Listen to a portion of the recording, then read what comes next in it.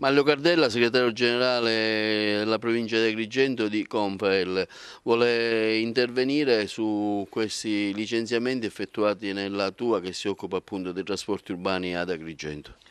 Abbiamo appreso di questa vicenda per la quale vi è tutta la solidarietà della Confel nei confronti dei lavoratori della Tua e ci è parsa sostanzialmente un'esagerazione molto grave quella assunta dall'azienda nei confronti dei lavoratori. Abbiamo preso atto di 2 licenziamenti e si parla di ulteriori 10 provvedimenti in corso a fronte di verifiche, pedinamenti, informazioni e quant'altro riguardante il servizio svolto.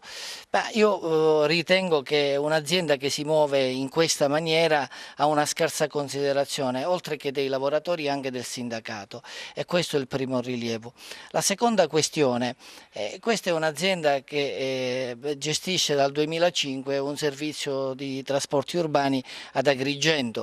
Presumibilmente, volendo proseguire in questa direzione, sbaglia l'azienda se intende utilizzare i lavoratori per far pressione sull'amministrazione. Detto questo, abbiamo chiesto all'amministrazione comunale e al Presidente del Consiglio comunale invece di istituire una consulta per i servizi di pubblica utilità. È dentro questo organismo che vanno discusse le questioni dei rifiuti, dell'acqua, dei trasporti, perché è dentro questo organismo, previsto peraltro anche dalla normativa e in uso in moltissimi comuni, è lì che si confezionano tutte le questioni che riguardano i servizi. Basta guardare alla vicenda di come è andata la raccolta differenziata per immaginare che un percorso diverso, fatto preventivamente, di un progetto di informazione a tappeto ad avviare nei confronti dei cittadini, sicuramente tutto sarebbe stato diverso. Però in ogni caso la consulta per i servizi di pubblica utilità